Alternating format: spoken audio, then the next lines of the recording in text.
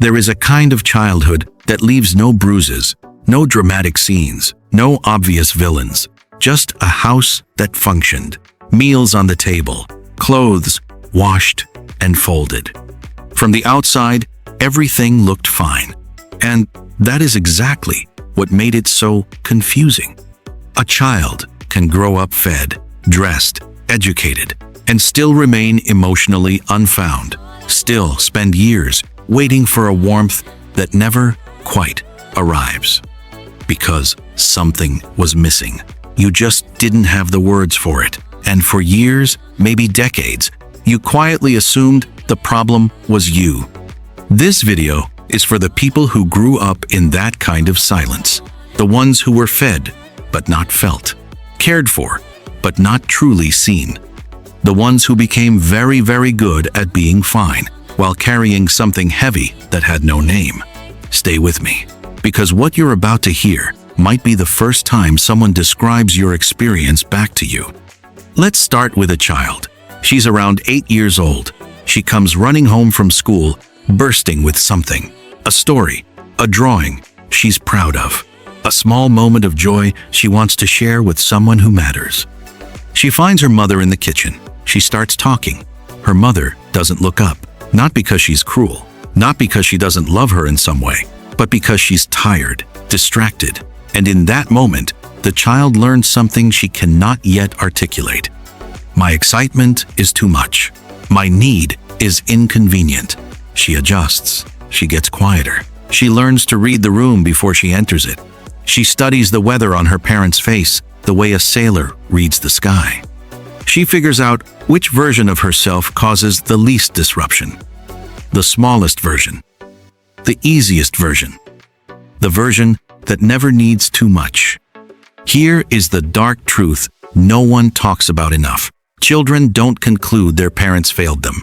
They're too loyal for that, too young to understand emotional availability. Instead, they reach the only conclusion available to a small mind in a confusing world. Something must be wrong with me. Not the air in the house, not the emotional distance. The child decides they are the problem. And that belief doesn't stay in childhood. It moves in. It grows up with them. It sits in the back of every relationship, every achievement, every moment of tenderness they struggle to receive. Pause for a moment. Was there a version of you that learned to make yourself small? A version that apologized before anyone complained, that gave before anyone asked, that smiled when they were actually breaking? That wasn't weakness. That was a child trying to survive. When a child grows up in a home where their emotional world is consistently ignored, something quietly reshapes inside them. The nervous system begins taking notes. Is comfort reliable? Is distress allowed here? Does reaching out lead to soothing or to nothing at all? And the answers it collects become architecture. They become the blueprint for every relationship that follows, for how love is interpreted, for what safety feels like. There's a concept called attachment, not as a label, but as a map of how early love shaped your nervous system. When a child is consistently met with warmth, something simple gets installed. Feelings are manageable. Closeness is safe. I am worth caring for. But when a child consistently meets emotional flatness or conditional care, the installation goes differently. Some become anxiously attached, chasing connection with a desperate edge. Terrified of being abandoned, hyper-aware of every shift in someone's mood. Others teach themselves not to need at all. Not because they don't want closeness, but because wanting once led to nothing, and nothing is a wound that eventually just feels like protection. Sometimes both live in the same person, half reaching, half retreating. The heart wanting to be held, the body flinching the moment it gets close. That is not contradiction. That is adaptation. When your emotional world is ignored long enough, you begin to feel illegible, like you're written in a language no one can read. You don't conclude the love was absent.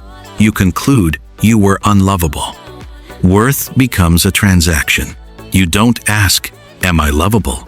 Instead, you ask, How useful must I be? How agreeable? How impressive? Before someone decides, I'm worth keeping. And so, you work, you achieve, you give, you over-explain and under-ask. You build a life that looks incredibly together from the outside, while inside, a quiet emergency is always running. Let me tell you about someone we'll call Daniel. He grew up in a household that wasn't chaotic. No shouting, no obvious abuse, holidays and family dinners. But there was a silence at the center of everything. An unspoken rule that feelings were inconvenient. Daniel became the easy child, the one who never complained, the one teachers called mature, and he was proud of it for a long time. Then, in his late 20s, he fell in love with someone genuinely kind, someone who offered warmth without conditions, who said, I love you, without requiring anything in return. And it broke him, not in the way he expected. It felt like grief, like something cracked open that had been sealed so long he'd forgotten it was there. He'd pull away at the exact moment the relationship felt safest. He'd wait for the cruelty he was certain was coming, because unconditional love felt like a trap. He thought he was broken. He wasn't broken. He was responding to the only logic he'd ever been taught. This is one of the cruelest tricks growing up unloved plays on you. It distorts the present. Warmth feels suspicious. Calm feels like waiting for a storm. A compliment glances off. A peaceful relationship feels strangely empty because chaos was the language love once spoke. You might leave healthy love before it can leave you. You might stay in painful relationships because familiar pain at least feels honest. All of it makes perfect sense, not as damage, as design. Think of the most frustrating pattern in your life, the one you keep returning to, the way you collapse when someone withdraws, the way you disappear when someone gets too close. What if none of that is a character flaw? What if every single one of those patterns leads back to a child who was never taught they were enough? Because you can't heal what you've been blaming yourself for. You can only heal what you understand. The understanding rarely arrives dramatically. It comes sideways, through a relationship that hurts in a strangely familiar way, through a therapist's quiet question, through reading something at 2 a.m. that describes your inner life so precisely that you feel for the first time found. And when it arrives, the first feeling is rarely relief. It's grief for the child who adjusted when they should have been comforted. For all the years spent trying to earn something that should simply have been given, for who you might have become if someone had looked at you, really looked, and said what was always true. You are not too much. You never were. Healing doesn't arrive as transformation. It arrives in small, invisible moments. The moment you say what you need and the world doesn't end. The moment someone is kind and you let yourself feel it. The moment you set a boundary and don't immediately apologize. It is learning a different language, where needs are not shameful, where rest is not laziness, where being cared for is not weakness. The old reflexes don't vanish. You will still apologize too quickly some days, still flinch when tenderness arrives. That is not failure. That is how deeply the early lessons were carved. But something changes when you understand the origin. The people pleaser becomes someone you can recognize with compassion. The achiever who never rests becomes a child who just wanted to be chosen. You were already enough. You were always enough. There is a grief that visits in ordinary moments.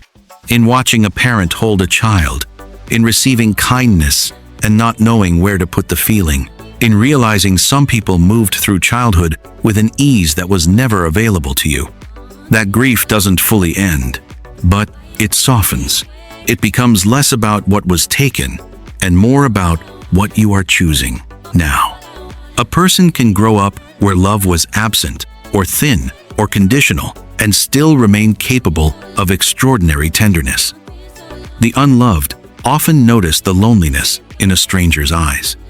Remember every birthday, because they know what it feels like when no one does. Love fiercely, imperfectly, carefully, because they know in their bones what the absence of love costs. You did not emerge from that silence unchanged, but you emerged. And the fact that you are still here, still reaching towards something warmer, that is one of the most human things there is. The child who learned to be invisible is still inside you, still waiting to be seen. But here is what's different now. You can see them. The silence has a name now. The wound has been spoken aloud. And the old story, the one that said the problem was you, that story loses its grip. Enough to wonder what your life might look like if you stopped trying to earn what was always yours. Enough to take one small, trembling step toward receiving love without bracing for when it disappears. Enough to become, slowly, the safe place you were never given. That is not nothing. That is everything. Like to learn more about human psychology? Like, comment, and share this video. Subscribe my channel now. Thank you for watching.